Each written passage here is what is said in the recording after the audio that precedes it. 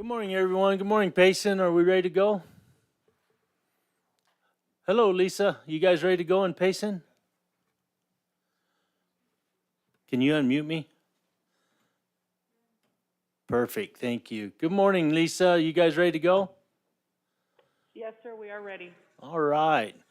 What we got today, we have a special occasion for our veterans and people in the military. We're going to start this morning with the pledge after I open this meeting, but the color guard will lead us in that.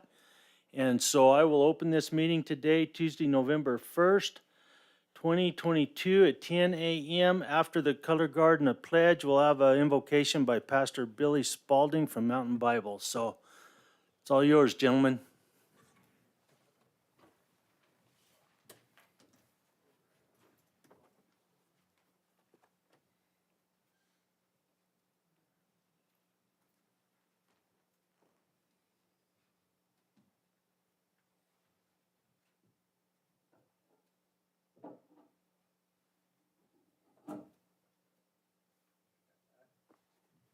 And salute.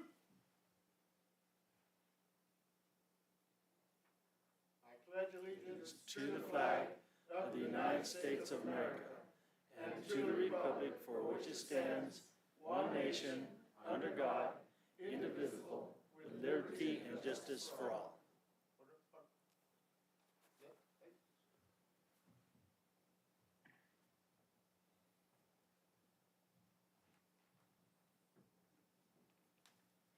As you were.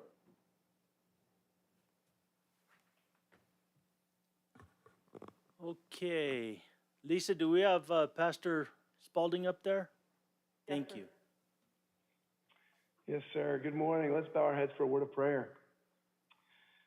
Father, we come before you this morning, and we are grateful for your grace and your mercy. And we're thankful for the servants who give of their lives, their time to lead our communities, bless our communities. And we ask, Lord, for wisdom in all the decisions that need to be made. We ask for unity among those who are making the decisions. Lord, we pray that you would bless our communities. Lord, that you would bring safety and prosperity and harmony to our communities. We trust you, Lord, for these things. And we pray these things in the name of Jesus. Amen. Amen. Thank you, Pastor. Thank you, gentlemen, for that. That was really nice. We're really glad to have you here today, too. So thank you so much. James? Mr. Chairman, thank you for the opportunity. This is a little out of order, but I wanted to be able to introduce to you our indigent defense attorney. We, as a county, we are required to, as part of the justice system, we have prosecuting attorneys and defense attorneys. There are times when those that have been charged of a crime do not have the wherewithal or the funding to be able to provide for their own defense. And so we as a county must provide that indigent defense that is ordered by the judge that presides on the case. And we have the Superior Court, Jonathan and his staff have always administered the contracts that we have for providing the indigent defense. However, that was a conflict of interest to have the judge administer defense contracts. So we're splitting that up and have hired Mary Lou Natividad to be our representative for the indigent defense. I would like to introduce her to you and give her an opportunity to tell a little bit about herself and to let you meet our newest addition. So, Mary Lou. Thank you, sir. Thank you, Mr. Manlove. Good morning, Mr. Chairman, honorable members of the Board of Supervisors, County Manager, Mr. Manlove, Ms. Chibelli, I'm probably butchering your name, sorry. Ladies and gentlemen, good morning. My name is Mary Lou Natividad, and I am the newly hired Indigent Legal Services Counsel for Gila County. You're all probably wondering what I do, what you're paying me for. My job is to primarily oversee the procurement of contracted attorneys to represent the indigent population of Gila County. as Mr. Manlove has explained to you all, the indigent population of Gila County obviously cannot pay their legal fees. And so under the Constitution, we have to provide legal services for them. And so that's my job, is to oversee the procurement of contracted attorneys, make sure, monitor that they are providing our citizens with the best legal representation, and to work within the budget, make sure that the budget is allocated for the efficient and effective representation of our low-income citizens. And that's primarily my job. I will also have a caseload to defray some of the costs of hiring me. So I'll have a caseload that will diminish a little bit the money we have to pay for the approximately 24 contracted attorneys that we have. That is, in a nutshell, my job. And thank you all so very much. And it's good to meet all of you. Thank you. Supervisor Humphrey? Supervisor Christensen? Thank you, and welcome aboard. Maybe I could ask one question. How many indigent cases do you anticipate per, say, a year or a month? Right now, the statistics show that we have around 500 cases, more or less, that is divided up into about 25 contracted attorneys. But that includes all different types of cases, because we have representation for guardianship, conservatorship, family law type cases. It's not just criminal cases that we provide legal services. So Okay. that is the overall number that we have so far. I don't know if it fluctuates a little bit from year to year, but that's what we're looking at right now. Thank you. Thank you. Well, welcome aboard, Mary Lou. So, James, thank you. Mr. Chairman, these 24, 25 attorneys will represent 50 to 60 individuals or cases at a time. So it's Wow. quite a heavy load. Yeah. And we're grateful to have Mary Lou that she can work to administer these contracts so that we are being the most efficient and effective we can in utilizing these defense attorneys. Okay. Mr. Chairman, I believe we're going to relocate the flags here for a minute. So, gentlemen, I guess that's up to you guys. Thank you.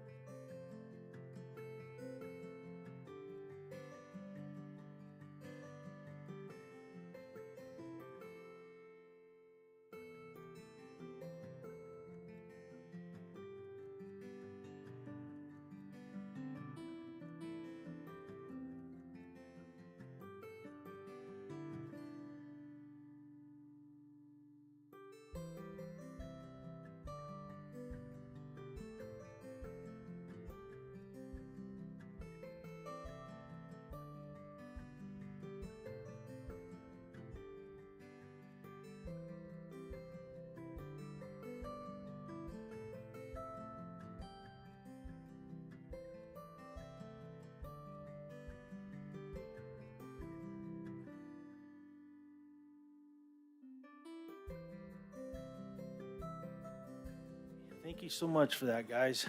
We'll continue on. Start 2A, presentations, public recognition of 4 employees through the County Spotlight on Employees program as follows: Reyes Barjaras, Joseph Gonzalez, Denny Quezada, and Brian Rogers. Erica, hopefully I got those last names right. Good morning, Mr. Chair, members of the board. As mentioned, we do have 4 employees that were nominated. It was a group nomination this go-around, so I'll read off the nomination and then call up the employees. The nomination read, I sincerely thank you for your exceptional contribution and hard work towards the Gila County Fair. The county fair was a success because of your direct involvement in the planning, the setup, the operational support, and reconstitution. Your hard work is truly commendable, and we appreciate your contributions to Gila County community. Your teamwork resulted in an immensely successful event for hundreds of Gila County citizens, a team ready to assist at any time in any way possible, a true team. So these employees are all with facilities. First and foremost, we have Reyes Barajas, who's been with the county a little over 8.5 years. Reyes?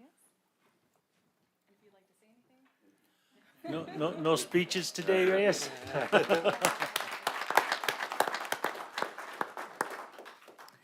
Next up, we have Joe Gonzalez, who's been with the county a little over 2 years. Joe?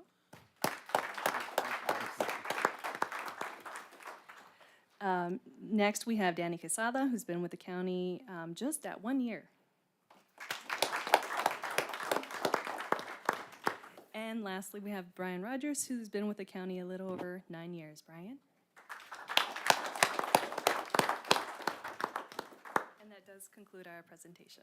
Thank you, Erica. Supervisor Humphrey? I just thank you all very much for all you do. Appreciate it. Supervisor Christensen?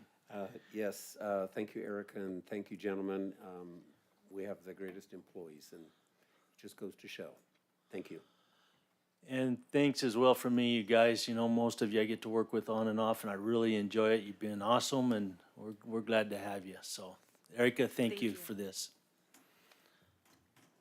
Okay, moving on to 2B, presentation of September 30th, 2022, Gila County financial data as it compares to the fiscal year 2023.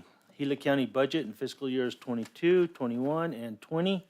Year-to-date performance. Maren, good morning. Good morning, Mr. Chair, members, supervisors. It's been a quarter since I've been up here. Today we are bringing to you our results for the first quarter. We discovered when we first started providing this data that providing it monthly in the beginning quarter of the year really didn't give you any measurable information to work with. So today we're showing you that now for the first time for the first quarter, we have 4 years of comparable data. We'll have 5 years of comparable data later in the year. And you can see here that our general fund revenues, which are all the way over on the right-hand side, are at 10% of the annual budget. Our 3-month target, if things were spread out equally over the year, would be 25%. But because we get our property taxes in 2 splits, we do expect it to be about where it is. And this year's year-to-date revenues as of September 30th are $902,000 more than they were at the same time last year. And they are back on par with where they were in 2021. We had a little bit of a dip last year just for timing, so it has flattened back out for this year. And then our general fund encumbrances and expenditures, which are split into salaries and employee-related expenses and then operating expenses, and then they're aggregated there. The total is 21% of the budget compared to what we would expect at 3 months, which is 25%. They are 1.3 million higher than they were a year ago, and that's attributable to the 7th payroll of the year falling in this first quarter. Ordinarily, it would have fallen in the second quarter. So we'll see it flatten out more when we present again next month. We wanted to make sure that you had this information, though, and that we are sharing with you that our department heads and leaders are maintaining your priorities and our strategic plan. And this data will be shown in our 2024 budget book. And we will be back hopefully in a month to show you where we are for October. Any questions? Maren, thank you. Supervisor Humphrey? No, I have no questions, just thanks for the report so we know where we're at. Okay. Supervisor Christensen? Yes, thanks, Maren. One thing I noticed is last year, it looks like at the 1/4 mark, we were at 25% all the way across the board in the green. And we're below that. Green is your year-to-date target?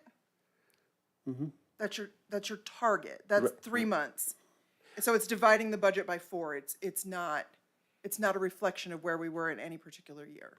Okay, all right, thank you. Aaron, thank you. We'll see what You bet. next See you in a month month. brings. Yeah.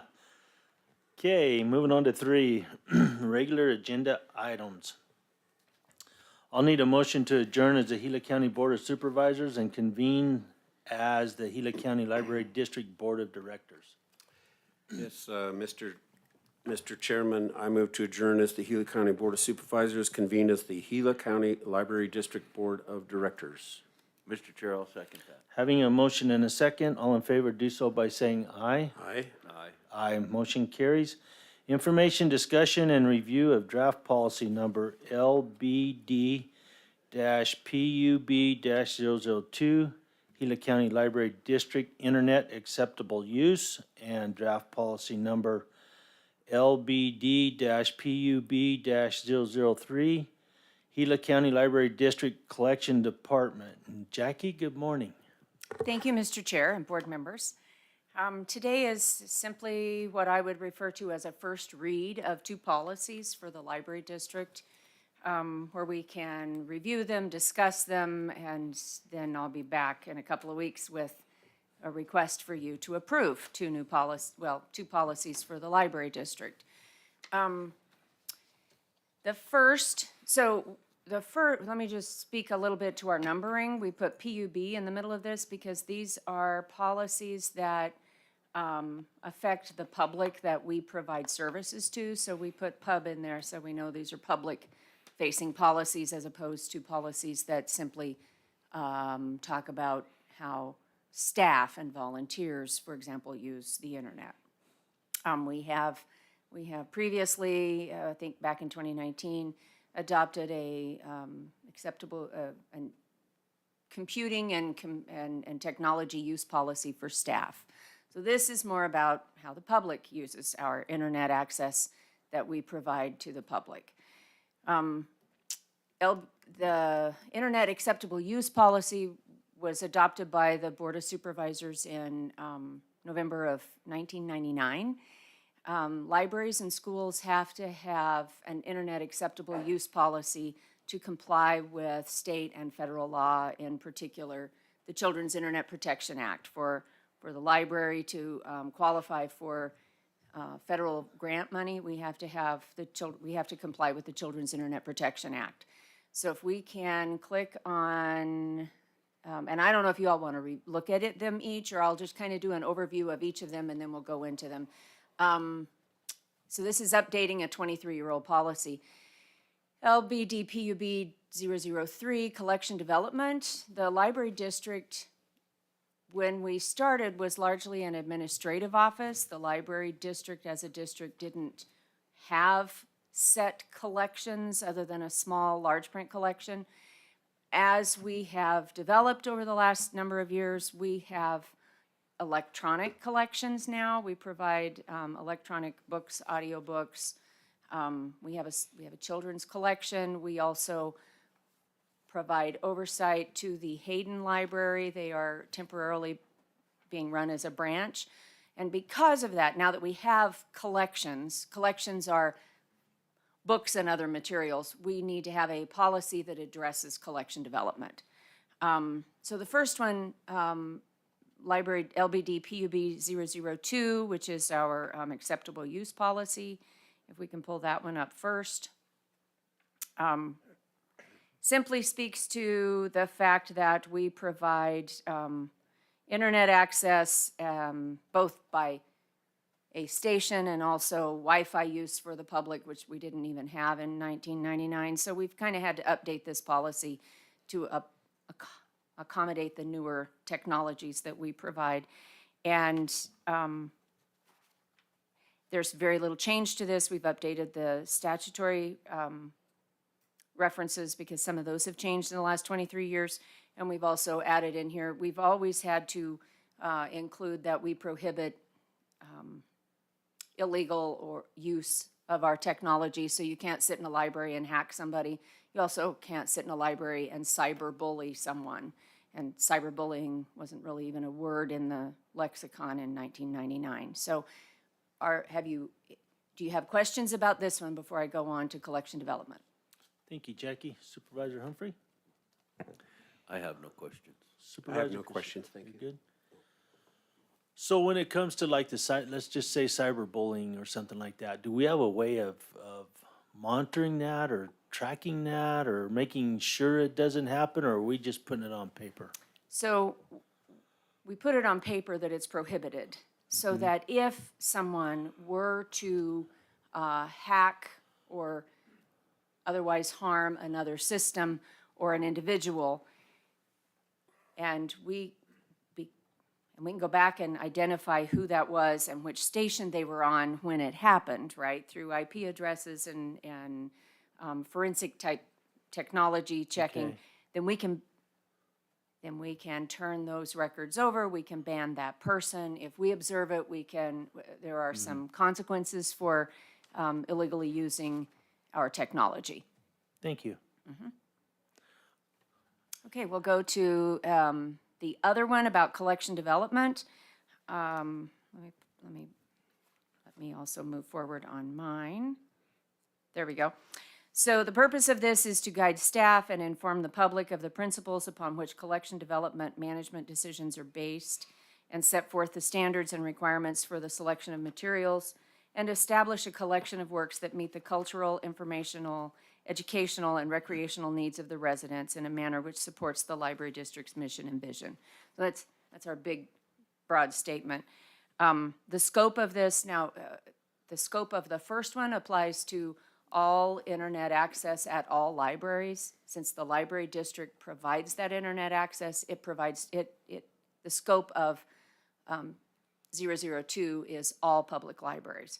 The scope of 003 is the library district and any library that we manage, or any branch, or any collection that we manage, like the online resources, including any collection that we collaborate with, for example, the state library on gathering. State library has a similar collection development policy. In this particular case, affiliate libraries can choose to adopt a similar, or they can choose to follow our collection development. And we refer to this in the library service agreement, that they have to provide open access to resources. Collection development talks about the audience that we're serving, the community, the criteria, the collection maintenance, what librarians call weeding. You want to take a book out and why. The responsibility for the collections, the cooperative relationships that we have with the state library, and one of these days with a group called the Copper Consortium, of which we're a member. Copper exists for us to purchase basically electronic resources and other library materials as a cooperative. The parental responsibilities, how the community can make a recommendation, what a reconsideration would entail if, for example, somebody didn't like a book on the shelf, what that process is. And it includes, in the appendix, the Library Bill of Rights. Questions on this one? Supervisor Humphrey? I have no questions, Mr. Chair. Supervisor Christensen? Thank you, no questions so far. So Jackie, you said this will address the Library Bill of Rights? Or be a part of it? So the Library Bill of Rights is Appendix A, attached to this agenda, attached to this policy.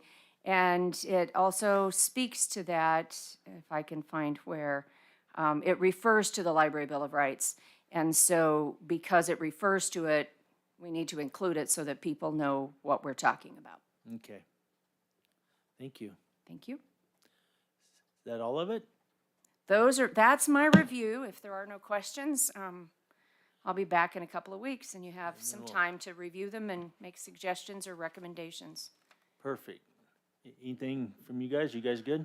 I'm good, Mr. Chair. Jackie, thank you. Thank you. And we'll look forward to it in a couple of weeks. Okay.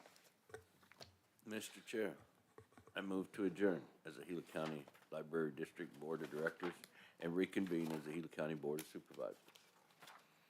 I will second that. Having a motion and a second, all in favor do so by saying aye. Aye. Aye. Aye, motion accepted.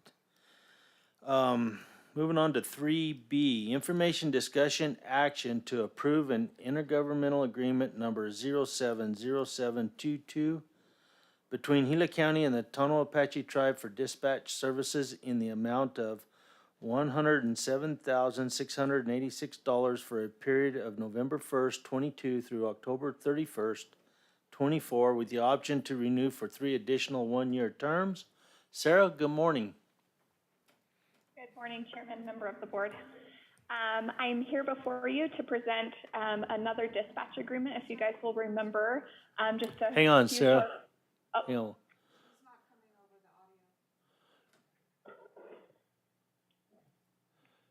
No, it would be. is that better? Can you hear her now, Sam? No, we're not getting you. Okay. I don't know. Speak into the dish. We can hear you, but we're not getting you over the audio that Sam's taking, so. Okay. Hang on just a minute, let's see what do we need to do with it?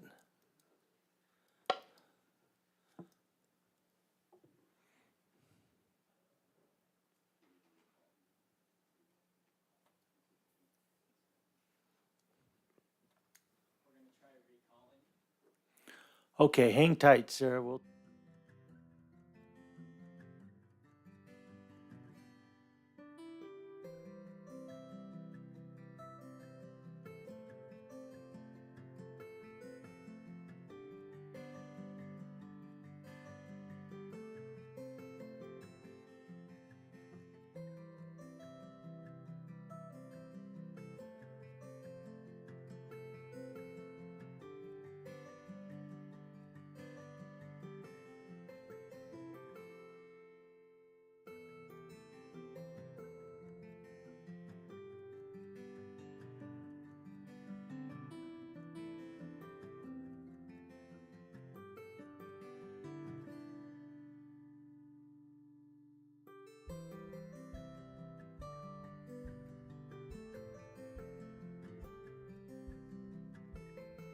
My opening was pretty good.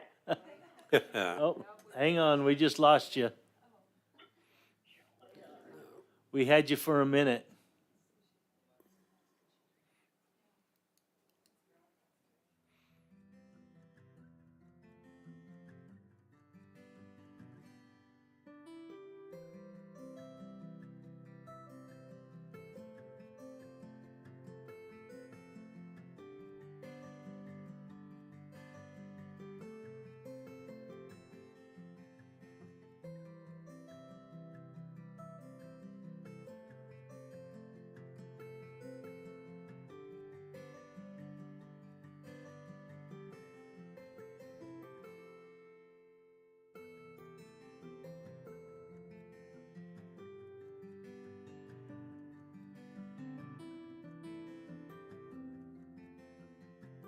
I come before you today with a dispatch agreement. If you'll remember, a short few months ago, we came before you for the town of Miami. This is exactly the same agreement, just with the Tono Apache tribe up here, up north. So they came to us and asked us to provide dispatch service for them. So we did the exact contract with them. It will be in the amount of $53,843 yearly. That's $4,486.92 per month.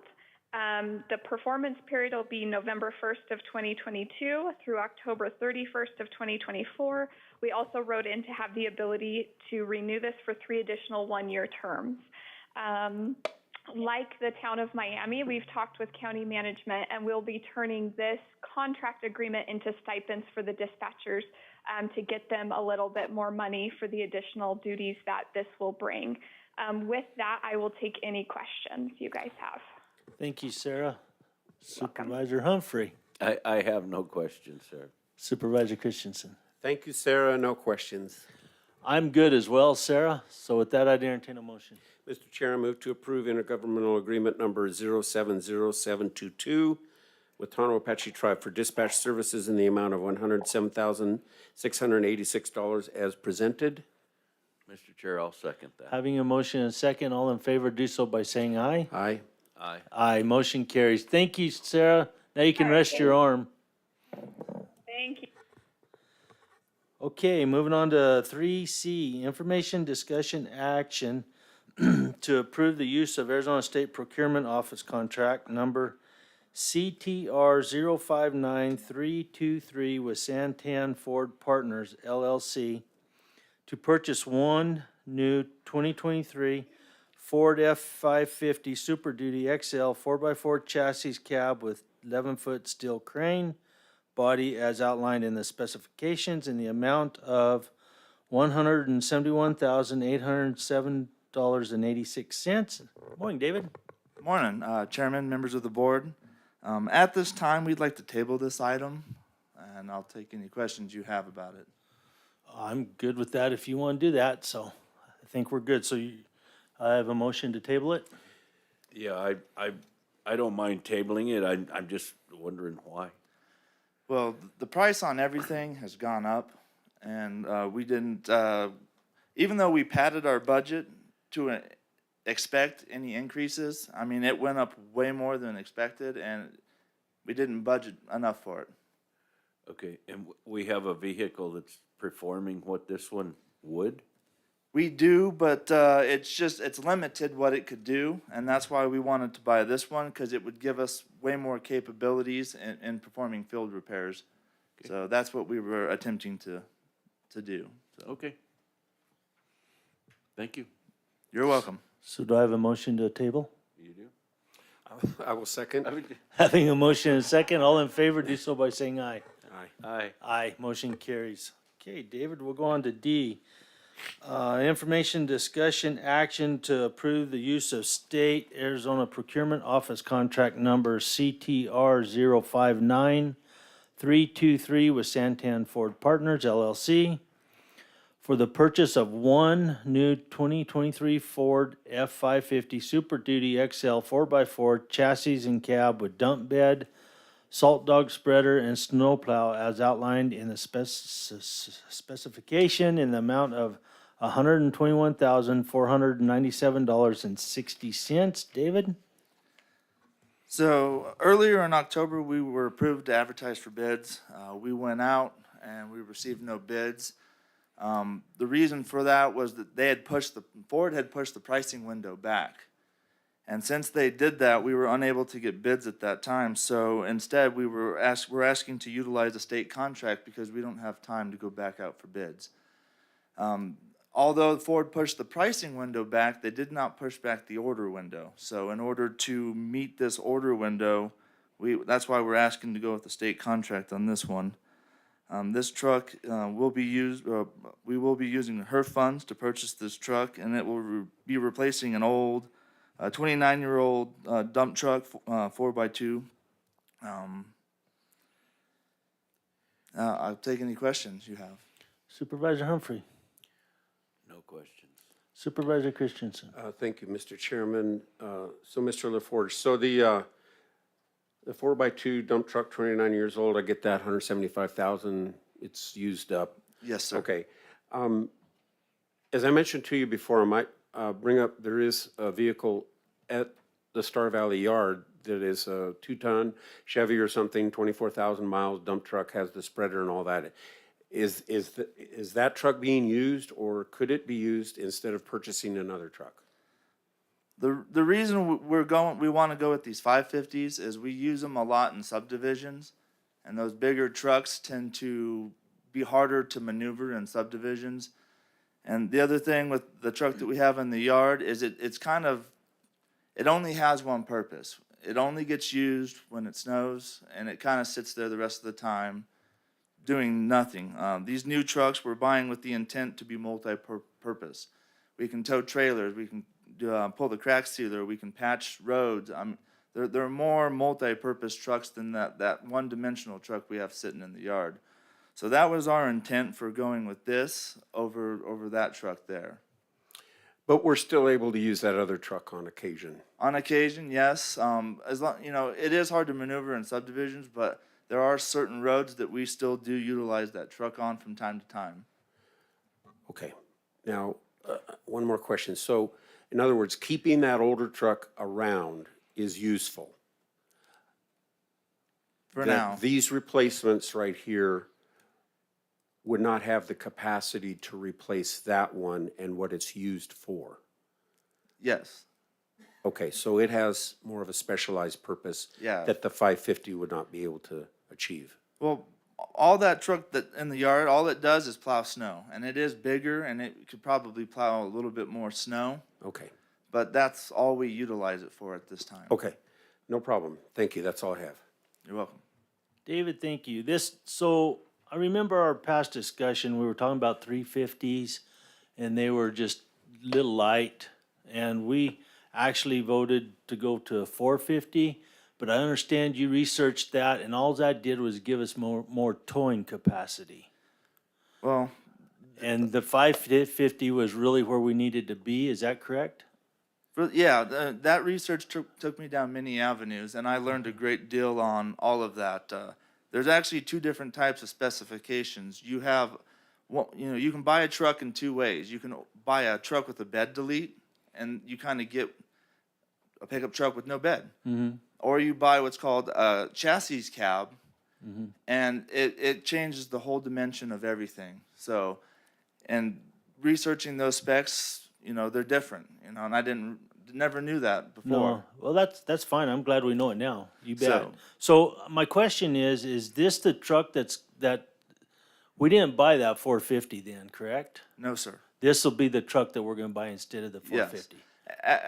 I went through a whole series of tests. We actually loaded the truck up and weighed it, and That's what I heard. we did everything in our capabilities to make sure we were going to get what we needed. Yeah, And I think a 450 would have worked, but we would have been right where you had said that we kind of didn't want to be, right at the max capabilities of a truck. So that's why I'm recommending going with the 550, where we're clear, we're good, and we have no Right. issues going forward. no, I'm glad you're doing that. So I think that's a good deal. So I just wanted to make sure that's what we're talking Yep. about instead of the 450. Yep, this is the truck. Yeah, and and then getting back to that old truck, I remember having the conversations with Danny a while back before he retired, and that truck is cumbersome for you guys in those cul-de-sacs and stuff like that. That's why we really started looking at where you're at now. So this is good. Thank you, David. Welcome. Did that? Anything good. else, you guys? You good? I'll take a motion. Okay, Mr. Chairman, before I move, a matter of clarification, yeah, we do need to get the right truck, and I think we're on that path. So, do we need to do a reversal on the previous motion then in a previous meeting that approved the purchase of the 450 truck that we've already approved to purchase? Jessica? Chairman, member supervisors, I don't believe we signed any agreement in that situation. We just made the motion. So I think we're good. Nothing was signed, correct? As far as I know. Yeah, we didn't have an Okay. actual agreement, but we were advising staff that they could go ahead and make that purchase. Thank you, Jessica. I move to approve the use of Arizona State Procurement Office Contract Number CTR 059323 with Santan Ford Partners LLC for the amount of $121,497.60 as outlined in the specification. Mr. Chair, I'll second that. Having a motion and a second, all in favor do so by saying aye. Aye. Aye, motion carries. On to E, information, discussion, action to approve the use of State of Arizona Procurement Office Contract Number CTR 059323 with Santan Ford Partners LLC for the purchase of two new 23 Ford F-250 Super Duty XLs 4x4s as outlined in the specifications in the amount of $135,781.26. David? So these two trucks I had brought to you, but ended up having to table in an earlier October meeting due to description inaccuracies. So both of these trucks would be for the landfill. One is a regular F-250 with no upfitting for admin use. And the other one is an F-250 for Buckhead Mesa use, and it'll be equipped with a snowplow and transfer tank and a toolbox combo. I'll take any questions you may have. Supervisor Humphrey? I have no questions. Supervisor Christensen? No questions, thank you. I have a question for you. So if we're looking for admin use on one of these trucks, why do we need 3/4 tons? So the reason for that is the current landfill manager occasionally will tow equipment back and forth. We have a pressure washer and then a rim crusher, I believe is what it's called. And they're shared between the two landfills. So occasionally she'll tow them from one destination to the other.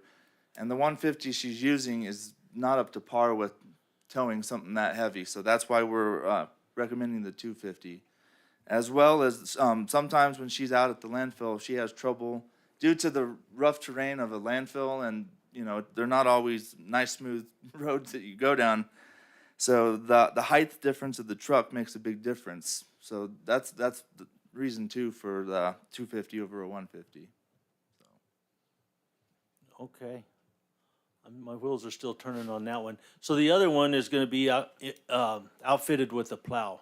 Yes, the one for Buckhead Mesa will be outfitted with the plow. And that's just to use right there at the dump? Yeah, a lot of times when it snows, sometimes, the roads department's busy taking care of county roads and doesn't always have time to get to it. Well, in this instance, the Buckhead would be able to plow their own road for the most part, unless it's way too deep, but they can still.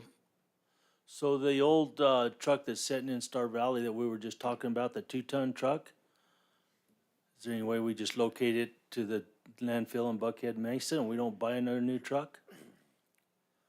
I suppose that truck could be utilized there. It's a straight shot in and out of that landfill if that's all we're looking at doing.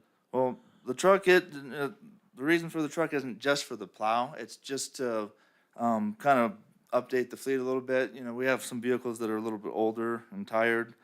I think the vehicle we'll be replacing with this is 28 years old or 20-something years old. So that was part of it too, not just for the snowplow. But Was that the 1/2-ton that I seen in there that we're replacing? yes. Supervisors, any other comments or questions? No, Mr. Chair. No. I'll entertain a motion. Mr. Chair, I move to approve the use of Arizona State Procurement Office contract number CTR 059323 with Santan Ford Partner LLC for the amount of $135,781.26 as outlined in the specifications. Thank you. I will second that. Having a motion and a second, all in favor do so by saying aye. Aye. Aye. And any opposed? Aye. So motion carries. Okay, going on to F. Information, discussion, action to ratify the order for Courtesy Automotive using state contract number CTR 059315 in the amount of $76,814.69 for the purchase of one new 23 Chevy Tahoe 4x4 four-door commercial SSV with installed equipment as outlined in the solicitation. David? So I think it was late December or early January, we got approval to go out to bids on this one. And due to no availability last year, we couldn't. And due to the fact that we had a short ordering window, we didn't have time to come back before the board. So a decision was made and we ended up purchasing these vehicles. Or we haven't officially purchased them, but we've ordered them. And it never came before the board. So that's what we're here to ratify these and get approval to purchase this one K9 Tahoe for detention. Supervisor Humphrey? What if we say no? Then we tell them to keep it. I mean, these vehicles are sorely needed. I mean, it will be replacing a much older vehicle. And the detention has a great need for the use of this K9 vehicle. So it would be a plus for them to have. Mr. Chairman, Yes, sir. is this vehicle being purchased with CJF monies, the criminal justice enhancement monies Yes. that can be used only for jail services as a special revenue fund? Yes, I did forget to mention that. It will be purchased with CJF funding, and we'll be turning in another CJF funded vehicle for the purchase of this one. So You good? I'm good. Supervisor Christensen? I'm fine, thank you. Yeah, I'm fine. Then I'd entertain a motion. Mr. Chair, I'll move to ratify the order for Courtesy Automotive using state contract number CTR 059315 in the amount of $76,814.69 as outlined in the solicitation. Mr. Chair, I'll second that. So before we go on, I have a little bit more discussion on this. I know that we're kind of in a unique situation with the windows and stuff like that we have purchasing, but do we see an end to that in sight, or is this gonna be something that's gonna continue? I think because if it does, I don't know if there's another way of addressing these vehicles or discussion we need to have on these vehicles. But, you know, Supervisor Humphrey's right. There could come a day when we say no. Yeah, agreed. And I have talked to several of the vendors I deal with, and everything that's happening is unheard of. You know, they don't even know what's going on. And in the past, it's always been every February or every October. Everything was scheduled every year to be at a certain time, and now it's like they have no clue when anything's going to happen. And I asked, you know, I have asked if it would ever return to normal, and none of them can give me an answer. Nobody knows what's in store or what's coming. I think somewhere along the way, maybe we need to have some discussion about this, just to see where we're headed, because that could bite you sometime. It's concerning, definitely. Yeah. Oh, I would imagine.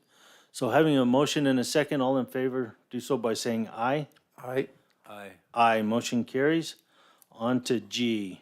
Information, discussion, action to ratify the order for Courtesy Automotive using state contract number CTR 059315 in the amount of $203,444.07 for the purchase of 3 new 23 Chevrolet Tahoe 4x4 four-door commercial SSVs with installed equipment as outlined in the original solicitation. David? So at the same time we went out for that detention canine vehicle, we were looking for three patrol canine vehicles.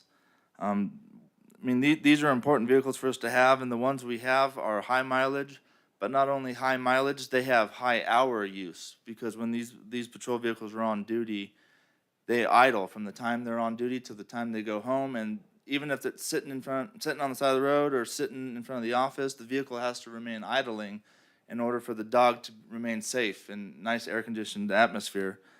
So, I mean, not to mention the high mileage, but we have no way of even knowing how many hours are on these. And the vehicles we have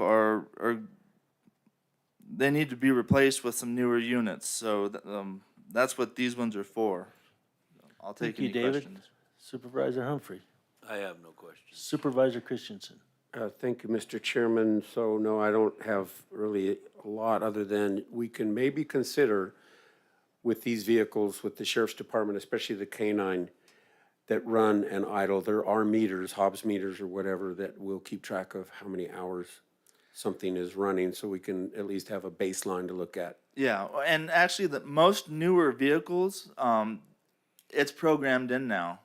Okay. So you can go through the instrument cluster, and it'll tell you how many hours are on the particular engine. So that is, you know, the industry is going that way already, so we will now have that capability. Okay, But the great. ones we currently have don't have that.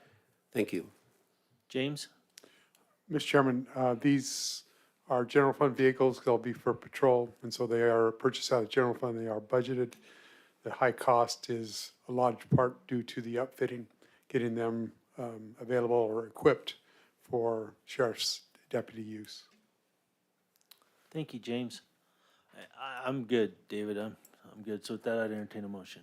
Mr. Chair, I move to ratify the order for Courtesy Automotive using state contract number CTR 059315 in the amount of $203,444.07 as outlined in the solicitation. I will second that, Mr. Chairman. Having a motion and a second, all in favor, do so by saying aye. Aye. Aye. Aye. Motion carries. Thank you, David. Thank you. On to H, information, discussion, action to approve the advertisement of invitation for bid number 101122 Russell Gulch Landfill Stage 3A expansion. Good morning, Steve. Good morning, Mr. Chairman, board members. Short story, we're running out of space at Russell Gulch. We probably will reach capacity spring of next year, sometime in May, maybe a hair longer if we can extend the life. We have a set of plans ready to go for the next phase of an expansion. It's already approved by ADEQ. This will allow us to advertise for bid. The plan is to award right around the first, should you approve this today, award around the first of the year and have them started within a couple of weeks, probably a 60, 70-day turnaround, then get permission from ADEQ to start using it, expect to be using it probably early March. The expansion is going on the flat where the offices are. Right now, this will require the landfill office and two buildings to be removed. That'll be part of the expansion. This expansion should last probably 9 years based on current tonnage that we're taking in. And then we'll move into the next expansion, which would be another 9 to 12 years. And at that time, somebody's gonna have to make a decision where they go with landfills, what we're gonna do, that type of stuff. But happy to answer any questions I can. Supervisor Humphrey. Yeah, on the metal buildings and things, is there a future for those? What are we doing with all the metal buildings that they're gonna remove for that area? They will be contractor, just demo and get rid of so we can move in. If we had enough time, we may have been able to put something out for bid and a salvage, but we don't have the time. So hopefully the demo will reflect the cost of the buildings and perhaps they can bid us a little better. I hope so. By acquiring the buildings for the demolition. True. There's the two sheds may be able to be salvaged, but with the cost of what we think this is going to be, any dollars we can save will be great. Good. Supervisor Christensen. Thank you. So what is the cost you think this is gonna be? $5 million plus.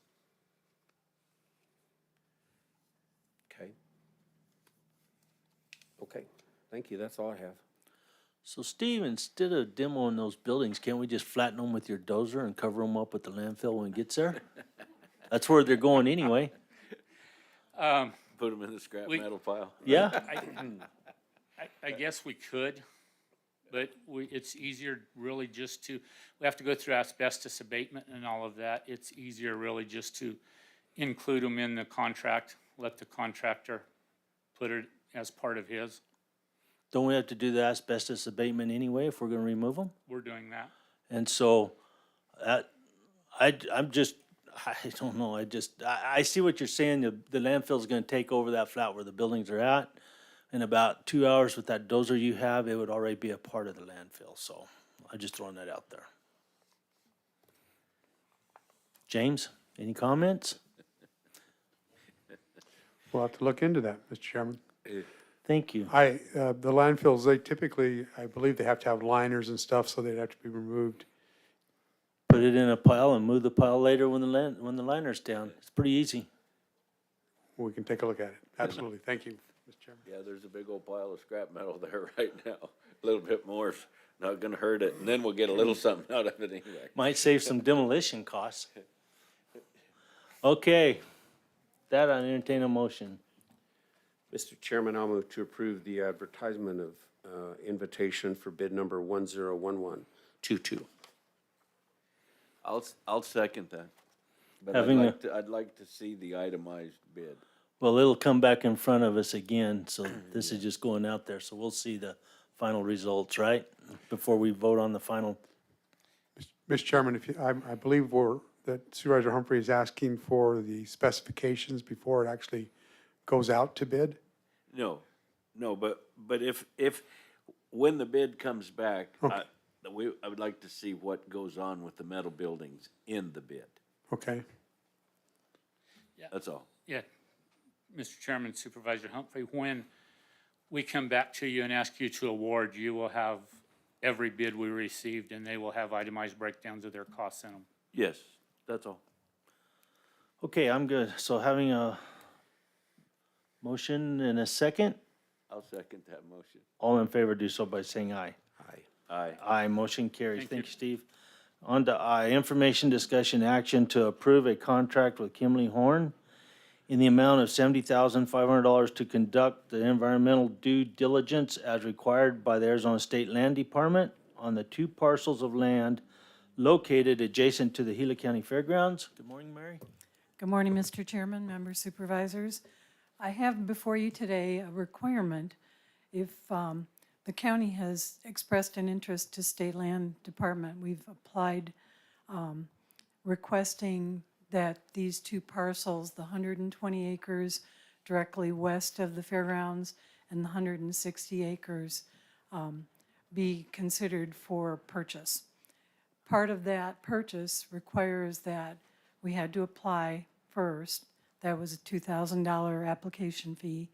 Then the state requires all kinds of studies and assessments and environmental review and historical preservation review, all documented by a credible consultant. Kimley Horn is one of those credible consultants. They do have a state contract and a Mojave contract. And so we had to present their proposal to the state. The state said, yes, it's an acceptable proposal. So what happens is, once they give us the go-ahead to perform these studies, we get the reports back, we submit them to the state, then the state reviews them to make sure that they're proper, correct, complete. Once that happens, then the state will put these 2 parcels up for public bid. And we're allowed to bid on them, along with anybody else that wants to bid. If we are the successful bidder, those studies were part of the price to get the bid. If we're not the successful bidder, then the whoever may be the bidder, the successful bidder, would have to reimburse us for those costs. So we're coming to you today to approve that contract with Kimley Horn to do this assessment, that's just part of the steps to getting this put out for public bid. Thank you, Mary. Supervisor Humphrey. Yeah, I have an appreciation for this because like I say, if we're gonna do more at the fairgrounds, and also too, for infrastructure, right now, that property's just sitting there not doing anything. So even if we are not the successful bidder on this, it would be nice to see someone interested in that for infrastructure.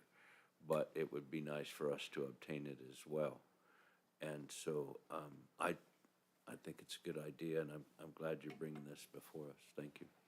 Supervisor Christensen. Thank you. So, hi, Mary. We'll get the money back either way. We'll either get credit for it or get it back if we're not the successful bidder. Yes, Mr. Chairman, Supervisor Christensen, the only thing that we would be out of pocket is the $2,000 application fee. Okay. And the state owns the land now, currently. Correct. Okay. That's all I have. Thanks. Mary, I'm good. I think we hopefully can go on with it and see where it leads us, so I'm good, thank you. With that, I'd entertain a motion. Chairman? Oh, sorry. Go ahead. I'd like to add a little historical perspective. I'm probably not the right one to do that, but the original fairgrounds has deed restrictions on it. The reason that those deed restrictions were placed on it, that we can only use it for certain purposes, was that we did pay fair market value for it, but it did not go out to bid.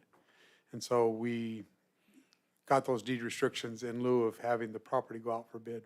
This time we're looking for it to go out to bid. The high buyer can buy it.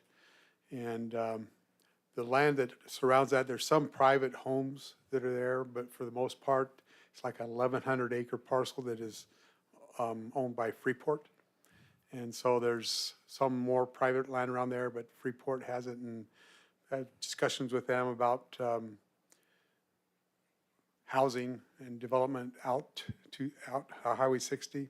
And the City of Globe is very interested in that and working in partnership with the mines, the City of Globe, and hopefully the county of developing that corridor out on US 60. So that's one of the things that we're looking at in acquiring this land and with the idea of developing it further for, as Mr.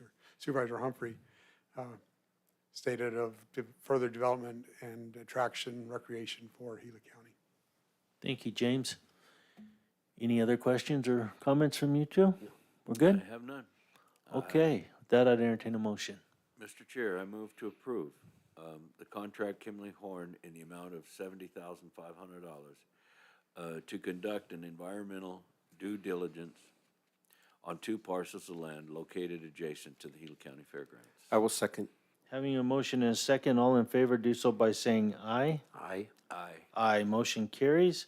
On to J, information, discussion, action to award a contract in response to request for qualifications number 08032022, Gila County Fairgrounds restroom facility design build for restroom facilities for the Gila County Fairgrounds in the amount of $325,759 for the Gila County Fairgrounds roping arena restroom facility. Mary? I'm back again, Mr. Chairman, members, supervisors. This contract is in response to a public bid that we did and looking to install a restroom facility at the fairgrounds by the roping arenas. We received 1 bid. The bidder was qualified. It's actually a design build that the building is built off-site and then trucked in and then affixed to the property. We had a meeting last week with facilities and community development to make sure we all understood what the requirements were on our end. From the county's perspective, we have to get all the utilities within 6 feet of where the building is going to be affixed. And Joseph Dixon and his crew will be working on that. Talked with Randy Plumier and also Jake Garrett as far as septic tank and all that. So I think we're all pretty much on the same page what's required. The other thing is we want to make sure that this building gets in there hopefully in time for the next county fair. So in talking with the contractor, the only issues he has is like everybody else, he's waiting on supplies. But barring any unforeseen shortages, he's thinking that that building could be completed, finished sometime in the summer, like June, July, August timeframe. And that would put it out there ready to use before the fair. Thank you. Thank you, Mary. Supervisor Humphrey? Yeah, with him worried about materials, I'm just hoping that this is a fixed cost that come 6 months from now, they're not gonna go up another $50,000 or $60,000 due to materials. Mr. Chairman, Supervisor Humphrey, in the discussion with facilities and also community development, there were 2 items that were not in his bid that they requested. One of them was insulating the roof structure and also having some radiant heat in the flooring. So with those 2 additional items that didn't come as part of the package, we will probably be coming back to amend this contract for those 2 items. I don't have a cost for that yet. So that is something that it's in addition to what was asked. So we want to make sure it's built right. So I don't want any, I don't want to mislead you and say that this is the price for the building as it was identified in the bid document. But with us meeting with them last week, they came up with 2 additional requirements. So we want to get them started. We want to issue a contract, but I will be coming back with an amendment to add those 2 items. Mr. Chair, if I may. Oh, go right ahead. Who come up with the requirements of heating in the floor? Who came up with that? Yes. That would be community development and facilities. Okay, because we've got other bathrooms out there, and we got porta-johns that have no heating in the floor, so I mean, that's something I'm wondering about, depending on cost of having the restrooms heated in the floor. But I guess that's something we can look at later. You good? I'm good. Supervisor Christensen. Thank you, Mary. So, a couple observations.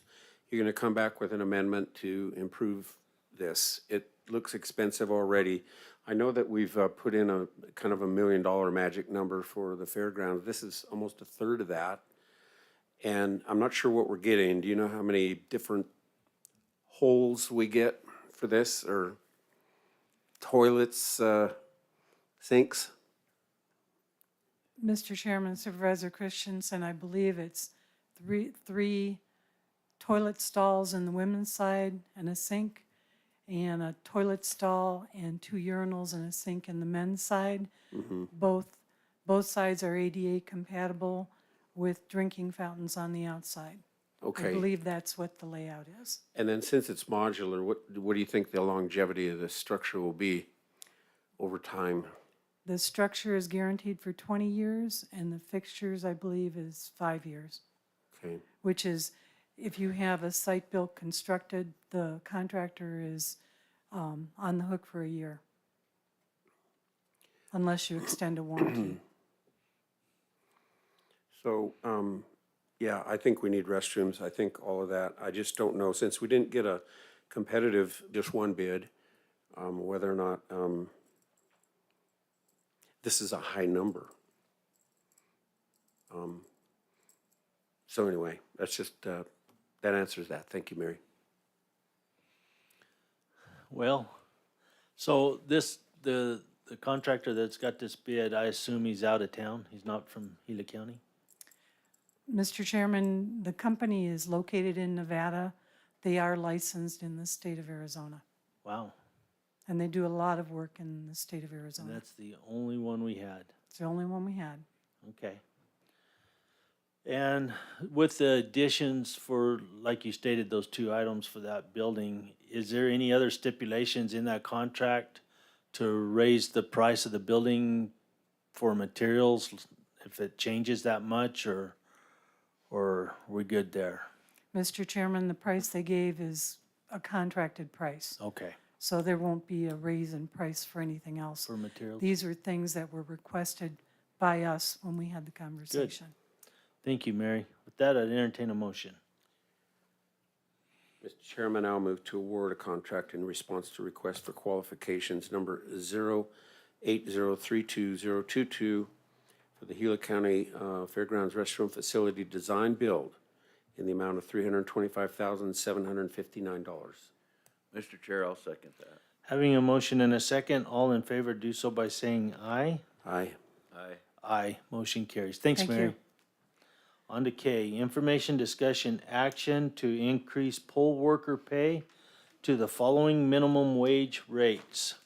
21 inspectors at a rate of $12.80 per hour for 20 hours, for a total of $256 per day for each worker per election, and approximately a combined number of 100 ID clerks, provisional clerks, ballot judges, and marshals at a rate of $12.80 per hour for 18 hours, for a total of $230.40 per day for each worker per election. Good morning, Eric. Good morning, Chairman, Supervisor Christensen, Humphrey. As you know, from reviewing this here, it's been a while since we've reviewed our poll worker pay. When I started in the department in 2007, it was actually pretty much already set at that point. 2006, I think, was when possibly that pay rate went into effect.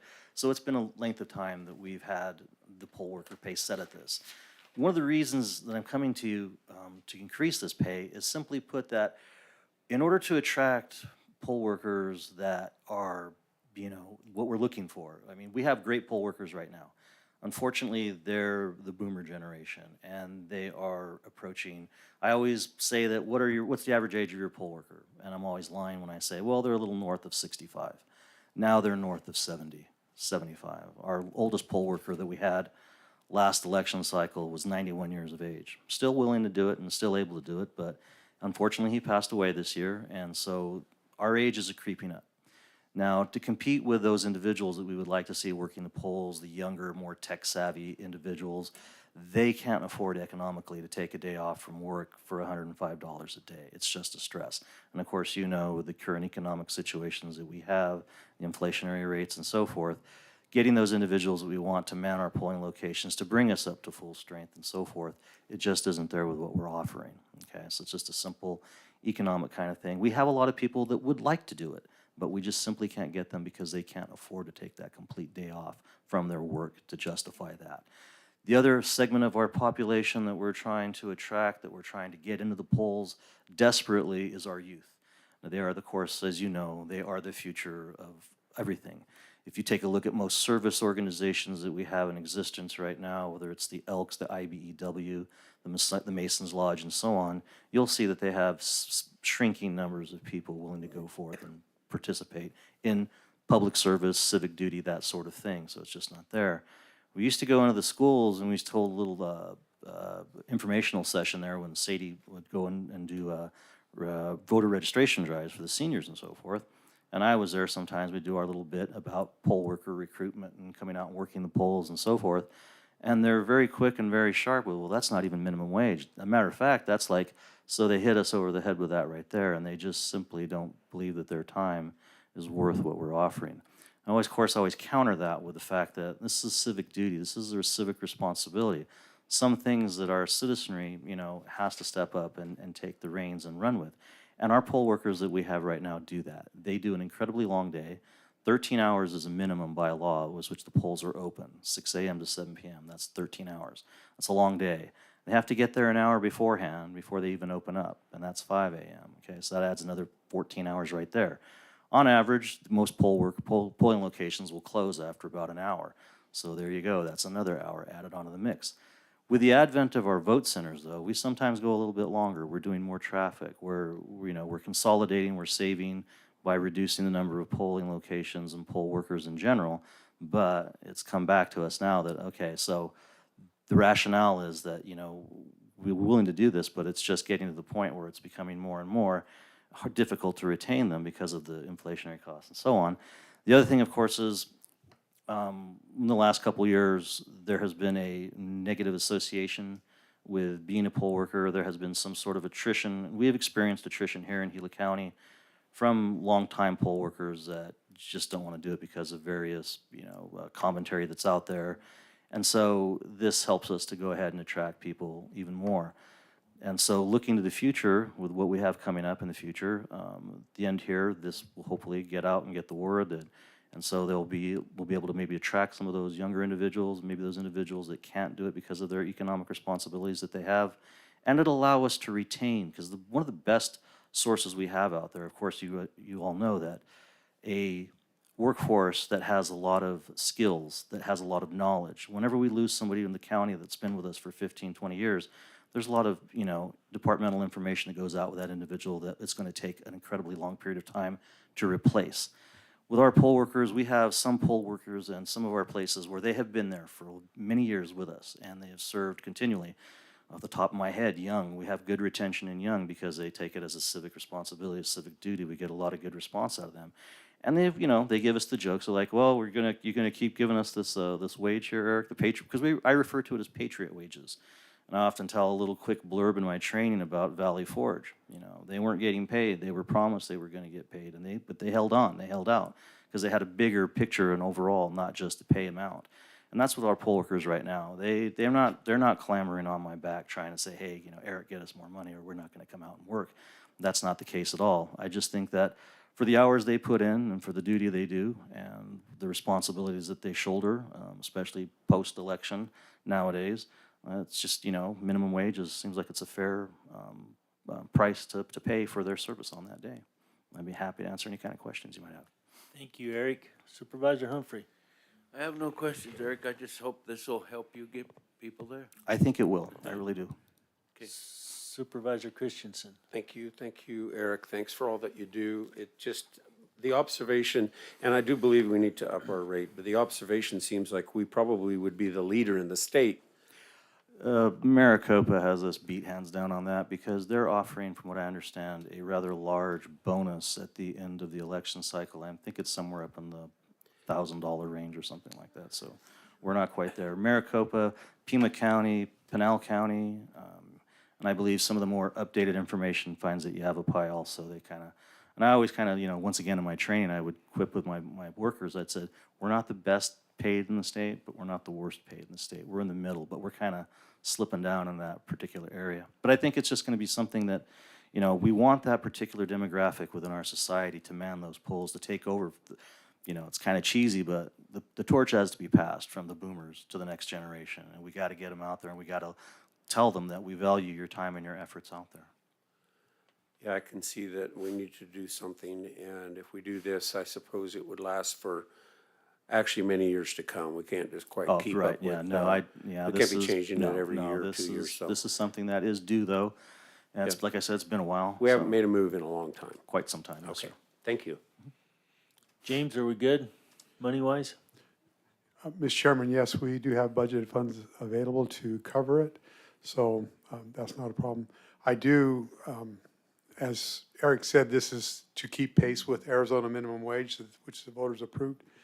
And I just would think, or my expectation or hope is that we are going to keep pace, at a minimum, keep pace with inflation and the mandatory minimum wage that we have in the state of Arizona for this. And we'll see how this goes, if this is helpful. But it should be, I think it will be. Hopefully it will. Thank you for this, Eric. With that, I'd entertain a motion. Mr. Chair, I move to increase poll worker pay as prescribed. I will second that. Having a motion and a second, all in favor do so by saying aye. Aye. Aye. Motion carries. Thank you, sir. Eric. Thank you, Eric. Hopefully that helps. Great, thank you, supervisors. Okay, L, information discussion action to adopt resolution number 22-11-02, designating Gila County as a county supporting Operation Green Light, and this is me on this one. And so Operation Green Light is across the country, is a way we're going about this month to honor our veterans and people in the military. And so that's going to begin November 7th and run through November 13th.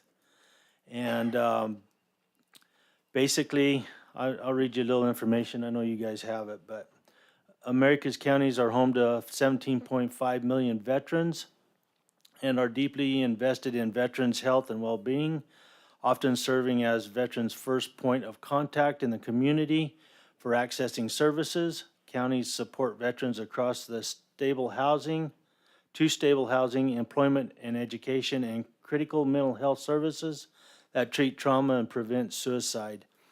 I know that our county is strong for our veterans. We have a lot of veterans in Gila County, and I think it's real important that we show our appreciation for this, and we put this together and go forth with it. What that would entail is there'll be a green light on the Payson complex. There would be a green light that would be shown on our complex here at the courthouse, and there would be a green light at the Veterans Retreat in Pleasant Valley. And that, like I said, that will run from November 7th through the 13th. And that I'd entertain any questions.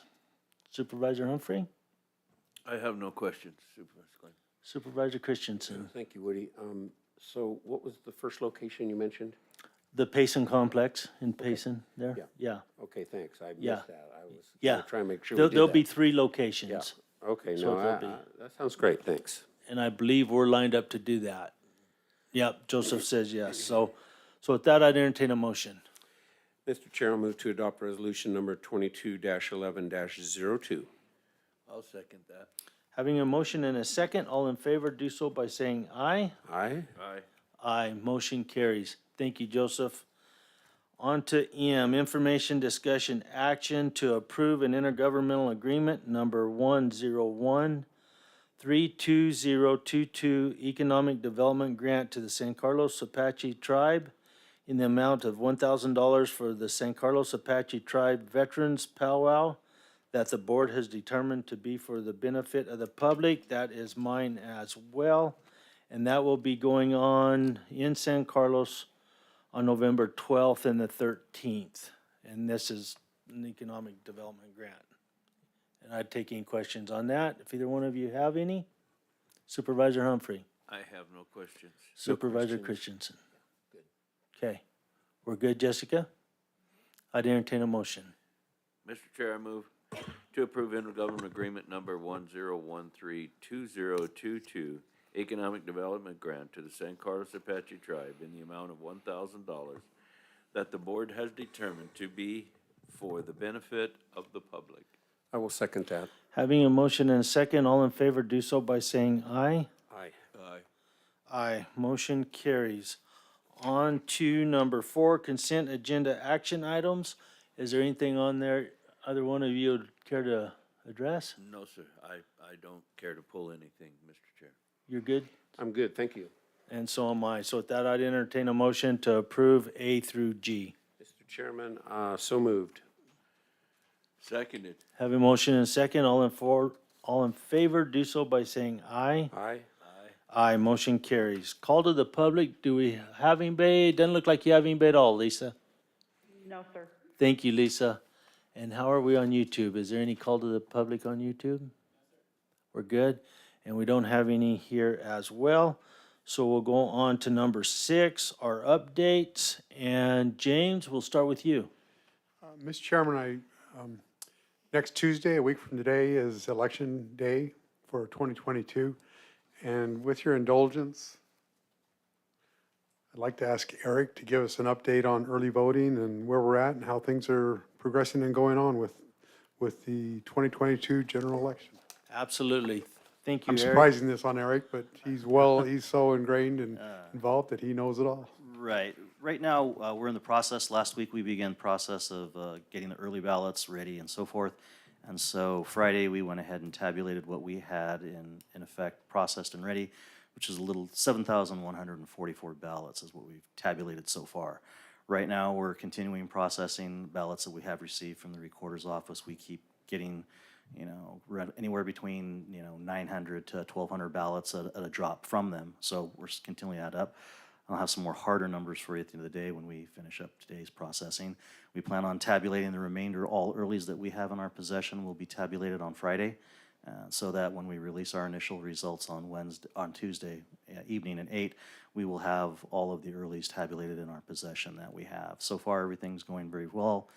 Haven't had too many issues with any of the returns and so forth, apart from Mickey Mouse, Minnie Mouse, or on the dead heat in some elections and some races. We've had a few county officials nominated for multiple postings. Your boss was nominated for the, I believe, clerk of the court position.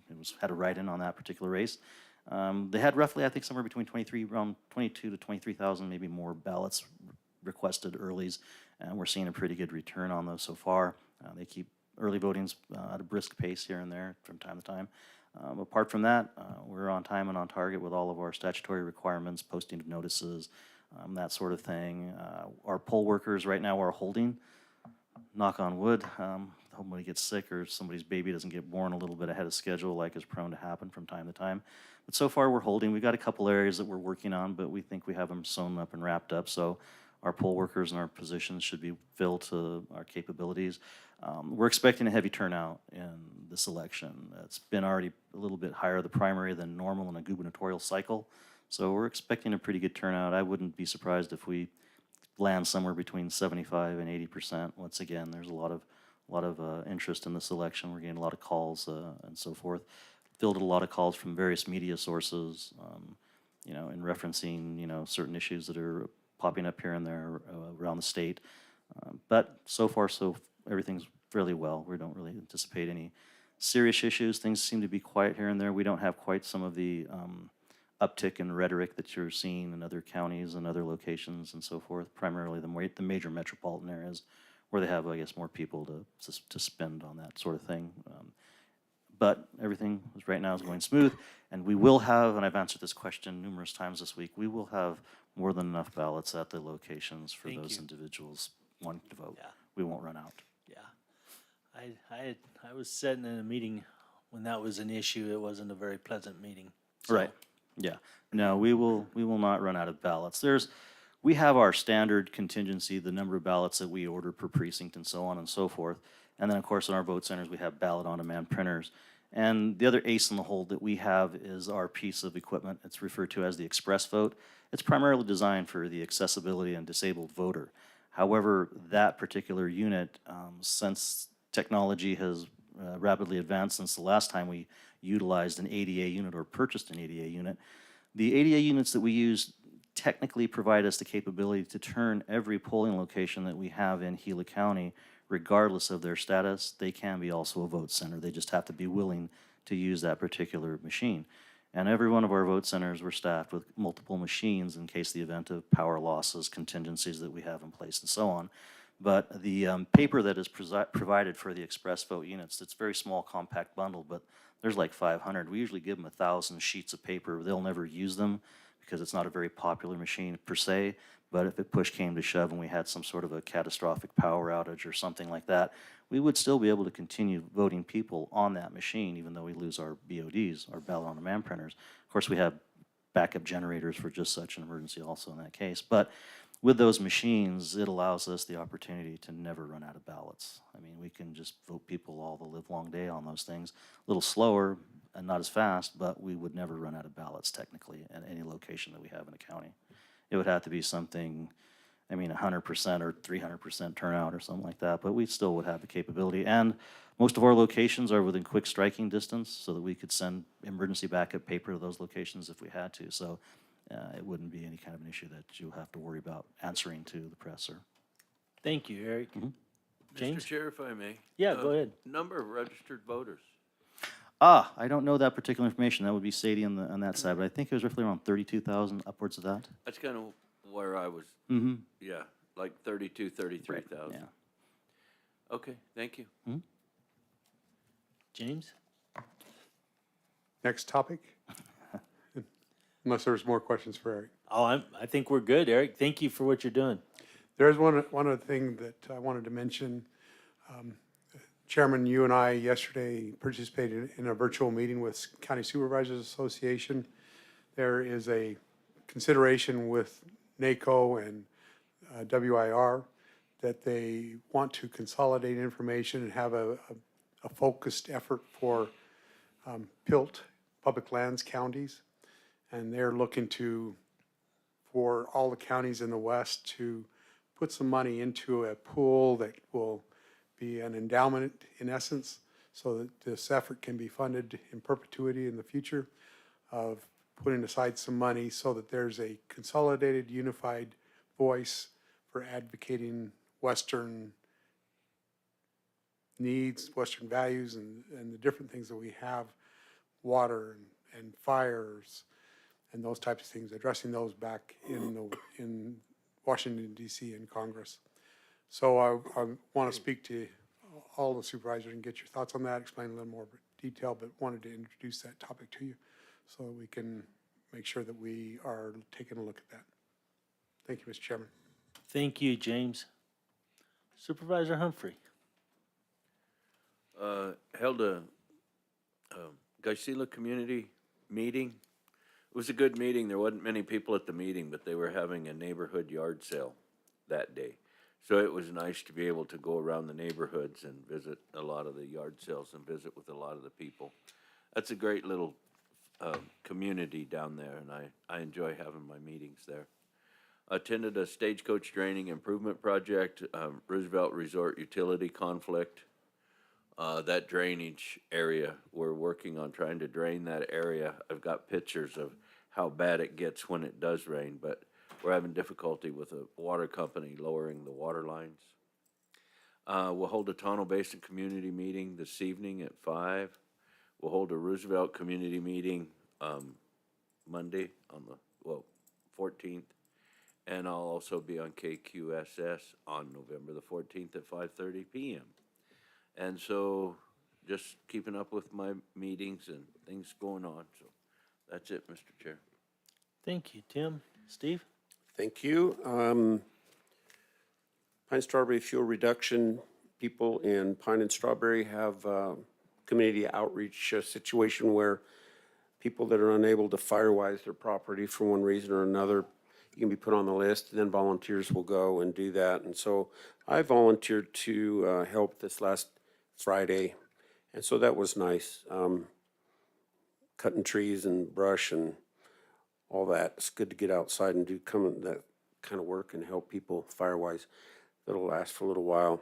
And then on Saturday, I went to a chili cook-off it was a fundraiser for the veterans group, one of the veterans groups there in Payson. So 10, 12 different chilies, full of chili. So that was a good deal. That was fun. Was unable to attend the CSA meeting, had a conflict, chose to go to the warming shelter, which we just funded some grant money to. Tom O'Halloran was there, the mayor of Payson was there, and so I'm on the board of directors of that warming center, so I was there as well. Discussing the many facets of what that warming center does. It's not a shelter. No one really cares to refer to it as a shelter because it's not that. It's not a homeless shelter. So there's many things that are done there, and they're kind of a first treatment to a lot of things that occur there in town. So it's a great resource, and it's good to fund them, and I hope we can continue doing that. Mr. O'Halloran was presented with all this information so that he would be able to perhaps guide in a way for more grant money that would create more of a stable situation there financially.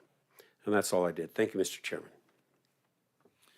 Thank you, Steve. So last week I was able to attend the Halloween party at Young Public Schools up there and be a part of the judging the pumpkin carving contest with the little kids. That was pretty cool. And then also I attended a workforce meeting. We didn't have a quorum, so we couldn't make any decisions. But one thing for you, James, is that on our next big meeting with the whole board, the MOU with the NACRN board will be discussed, and hopefully we will be voting that out. Brian Layton was a part of our discussion the other day, so he has information on that if you need to talk to him. But that's where we're headed with that. Thank you for bringing up the Zoom meeting yesterday.